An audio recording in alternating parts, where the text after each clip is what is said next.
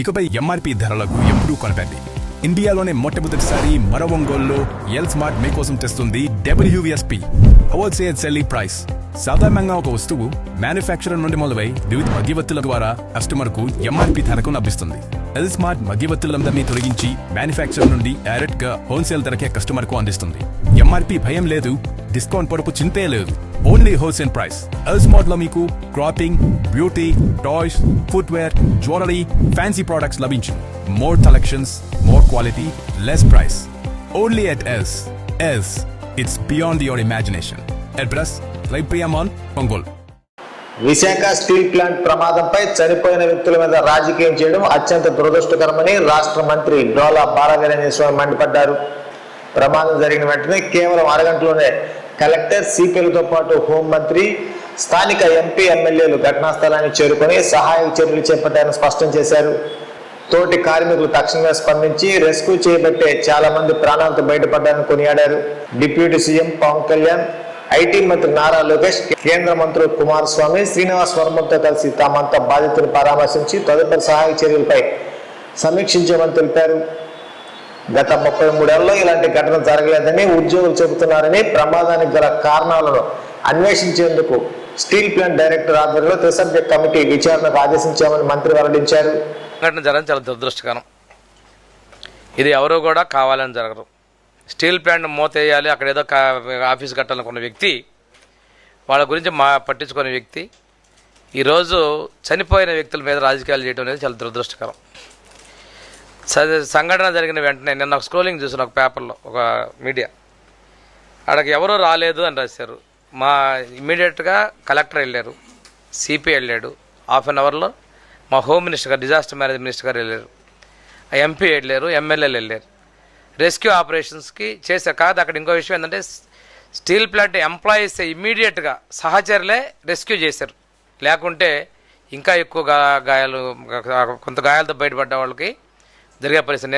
నేను వెళ్ళాను, మన ఐటీ మినిస్టర్ గారు వచ్చారు, లోకేష్ గారు వచ్చారు, డిప్యూటీ సీఎం గారు వచ్చారు, తర్వాత కేంద్ర మంత్రులు వచ్చారు, కుమారస్వామి గారు వచ్చారు, శ్రీనివాస్ వర్మ గారు వచ్చారు, తర్వాత ఇండస్ట్రీ మన లేబర్ డిపార్ట్మెంట్ మినిస్టర్ సుభాష్ గారు వచ్చారు. మేమందరం కూడా ఇంకా ఫర్దర్గా ఏంటి అనేది చూడటం జరిగింది. బొకారో స్టీల్ ప్లాంట్ డైరెక్టర్ తోటి 3 మెన్ కమిటీ ఎంక్వైరీ చేయడం జరిగింది. ప్రమాదం ఎందుకు జరిగింది అంటే ఇక్కడ ఇంకో విషయం కూడా తెలిసిన, గత 33 సంవత్సరాలు లాంటి సంఘటన జరగలేదని స్టీల్ ప్లాంట్ ఎంప్లాయీస్ చెప్తున్నారు.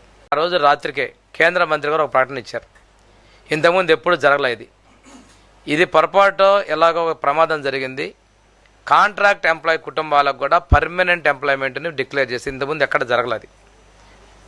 మానవత్వంతో మా ఎన్డీఏ ప్రభుత్వం స్పందించిందండి, మీరు అభినందించొద్దు, బురద పోయిద్దని చెప్పి నేను చెప్తున్నాను.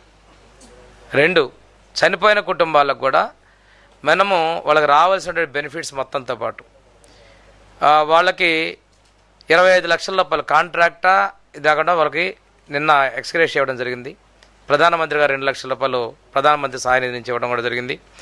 వాళ్ళకి రావాల్సిన బెనిఫిట్స్ అంటే మనం క్యాలిక్యులేట్ చేసి వాళ్ళకి ఇవ్వగలిగితే 1,75,00,000 పైన రెగ్యులర్ ఎంప్లాయీస్కి, దాదాపుగా ఒక 70 లక్షల దాకా కాంట్రాక్ట్ బేస్డ్ ఎంప్లాయీకి వస్తారు. చనిపోయిన వ్యక్తిని ఎవరూ కూడా తిరిగి తేలేం. ఆ కుటుంబాలకు ఉన్నటువంటి విషాదంలో మనం ఓదార్పు చేయగలం, అండగా ఉండాలి. ప్రభుత్వం అనేది అండగా ఉండాలి. మా ప్రభుత్వం పూర్తి స్థాయిలో అండగా ఉంది, భరోసా కల్పించింది. కేంద్రం కూడా హుటాహుటిన నేను ఒంగోలు నుంచి బై రోడ్ వచ్చి ట్రైన్ పట్టుకొని వెళ్ళే లోపలే కేంద్ర మంత్రి వచ్చి, మా రామానాయుడు కూడా వచ్చారు, కేంద్ర మంత్రులు వచ్చి పరామర్శించి ప్యాకేజీ ప్రకటించి వెళ్తే మాట్లాడడం కరెక్ట్ కాదు. నిన్న కొంతమంది మాట్లాడుతున్నారు, ఇలాంటివి కరెక్ట్ కాదు. మా విద్యాశాఖ మంత్రులు చెప్పారు, మేము ధైర్యంగా ఉండడానికి వచ్చామన్నారు. వాళ్ళ కష్టాలు ఉన్నాయి, బాధలు ఉన్నాయి. ఈ సమయంలో ఓదార్పు అవసరం, వాళ్ళ భవిష్యత్తుకు అండగా ఉండటం అవసరం. మన కొంతమంది క్వార్టర్స్లో ఉన్న వాళ్ళకి వాళ్ళ రిటైర్మెంట్ ఏజ్ వరకు క్వార్టర్ వాడుకునేటువంటి ఫెసిలిటీ ఇచ్చారు. రెండోది ఆ కుటుంబంలో పర్మనెంట్ ఎంప్లాయ్మెంట్ కూడా ఇస్తున్నాం. కాంట్రాక్ట్ ఎంప్లాయీస్కి కూడా ఒకవేళ బయట ఉన్న వాళ్ళు కూడా ఉండాలన్నా కానీ ఇవ్వడానికి మేము ముందుకు వచ్చాం. ఇలాంటి ప్యాకేజ్ ఇంత ముందు కూడా ఇప్పుడు జరగల. ఈరోజు స్టీల్ ప్లాంట్ లాభాలు బాటలు ఉత్పత్తి పెరిగిందంటే మా ఎన్డీఏ ప్రభుత్వ విజయం అని చెప్పేసి నేను చెప్తున్నాను. ఈ సందర్భంలో వాళ్ళు వెళ్ళారు, ఒక వీడియో వినిపించమంటే వినిపిస్తాను నేను, మీరు కూడా చూసుంటారు. 100 రూపాయలు ఇవ్వమంటే వచ్చామయ్యా, జగన్ వచ్చాడని చెప్తున్న వీడియో ఇప్పుడే జస్ట్ నేను వచ్చే ముందు చూసా.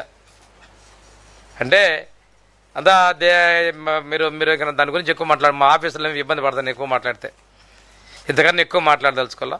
వస్తే సానుభూతి చెప్పు, వాళ్ళకి నివాళులు అర్పించు, ఆ కుటుంబానికి నువ్వేమైనా నువ్వు ప్రతిపక్ష నాయకుడు ఇంకా సలహాలు ఇస్తే ఇవ్వు. అంతేగాని ఇది ఎవరు కూడా చేసింది కాదు, లాభాల్లో 33 years హిస్టరీలో ఎప్పుడు కూడా జరగలేదండి అని చెప్పారు వాళ్ళు. ఎంప్లాయీస్ బాధ వర్ణనాతీతం. అంటే వాళ్ళు ప్రమాదాన్ని పొంచి ఉన్న ప్లేస్లో పనిచేస్తున్నారు. కాకుంటే ఒకటి నిన్న మన వాళ్ళు గమనించింది ఏంటంటే ప్రైవేట్ స్టీల్ ప్లాంట్లో ఆటోమేటిక్ సిస్టమ్ ఉంది, మన దగ్గర మాన్యువల్ ఉందనేది నిన్న మా మంత్రులందరి దృష్టికి వచ్చింది. దీనికి సంబంధించి ఎలా ఇంప్రూవ్ చేయాలనే దాని మీద రేపు వచ్చే దాని మీద కూడా ప్రభుత్వం ఆ కమిటీ రిపోర్ట్తో పాటు దీని విషయంలో కూడా సమగ్రంగా డిస్కస్ చేయాలి.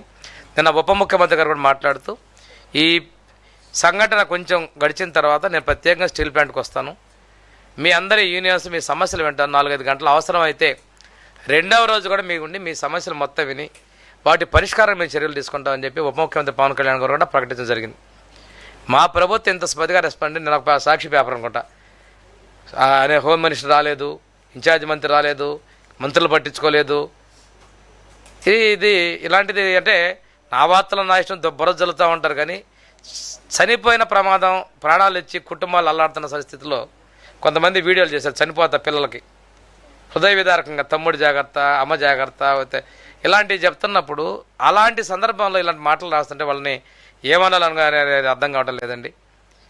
దీని గురించి ఇంకెక్కువ మాట్లాడకపోవడం మంచిది అనుకుంటున్నాను. KIMS hospital NH5 market yard వెనుక, ఒంగోలు. అన్ని రకాల జీర్ణ సమస్యలకు అత్యాధునిక వైద్య సేవల కొరకు సంప్రదించండి. Doctor K Jagadishwar Reddy, consultant medical gastroenterologist and hepatology. Doctor V Ashok Kumar, consultant medical gastroenterologist. Kidney మరియు మూత్రకోశ సమస్యలకు అత్యుత్తమ వైద్య సేవల కొరకు మా నెఫ్రాలజీ అండ్ యూరాలజీ వైద్య నిపుణులను సంప్రదించండి. Doctor T Ramana Reddy, consultant nephrologist.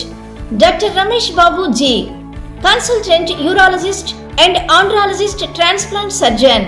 అపార అనుభవం కలిగిన డాక్టర్ల పర్యవేక్షణ, అధునాతన సాంకేతిక పరిజ్ఞానంతో పొందండి సంపూర్ణ వైద్య సంరక్షణ. EHS మరియు NTR వైద్య సేవ సౌకర్యం కలదు. అన్ని రకాల ఆరోగ్య బీమా కార్డులు అంగీకరించబడును. KIMS hospital NH5 market yard వెనుక, ఒంగోలు.